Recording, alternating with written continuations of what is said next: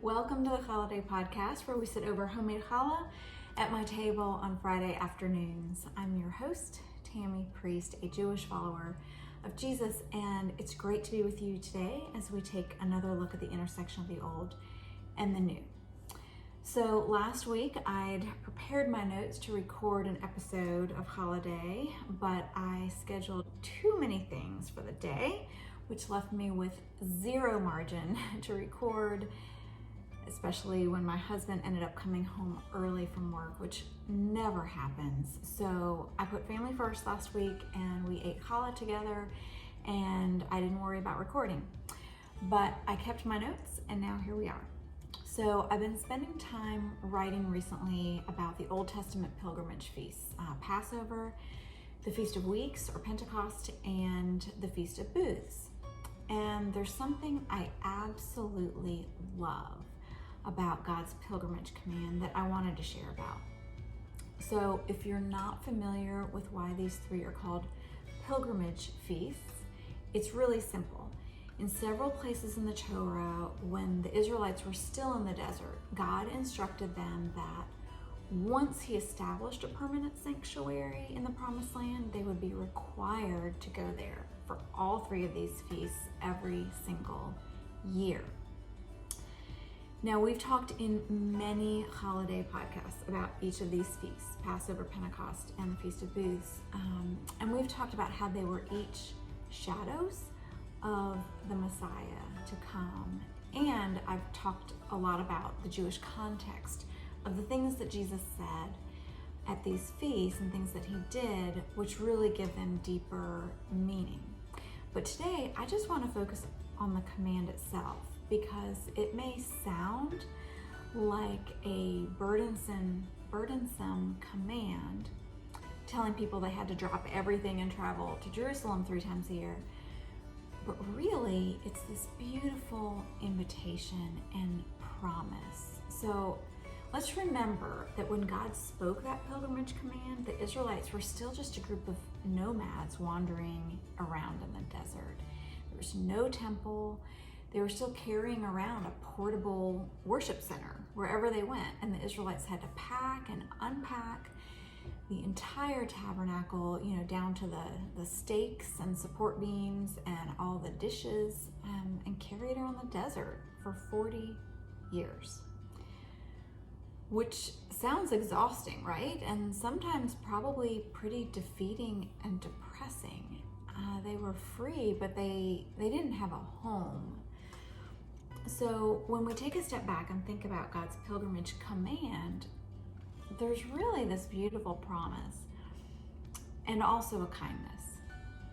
The promise was that if they had to be commanded to journey to the sanctuary, it meant that eventually, when they got to the Promised Land, they were going to be spread out, that they were each going to have their own place to live in their own towns, under their own fig trees, right?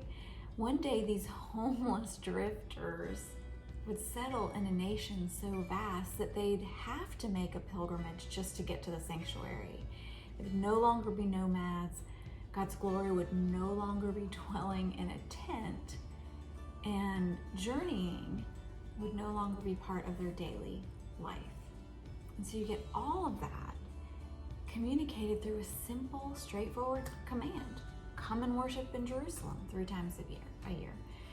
So I hope you can see that what would seem on the surface to us, thousands of years later, like a burdensome command, was really this rich promise to people who were just worn out. But also this command was a kindness, because when you think about it, the Israelites had never been separated. They'd arrived in Egypt as a family, Joseph's family, and then they were there for hundreds of years as forced laborers for Pharaoh, living in these walled-off labor camps. So the Israelites had never been separated from each other.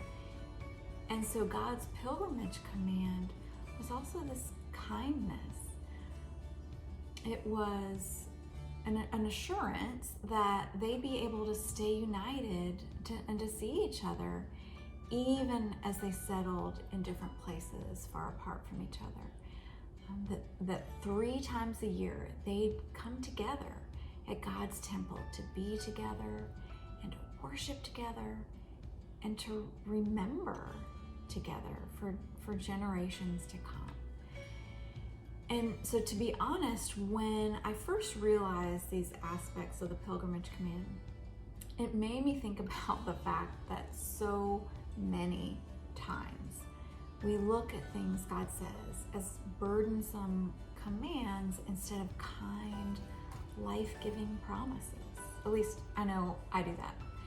There are lots of times I think something sounds hard or harsh, and I don't like it, to be honest.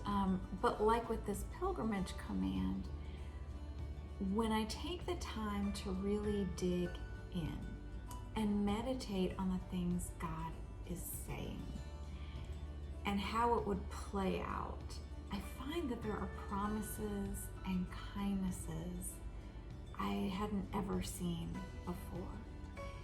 And so on this Sabbath Eve, I pray that we would all kind of step back and take time to really meditate on God's Word, especially things that seem hard, and to look for rich promises and great kindnesses that God is trying to show us every day and today on this challah.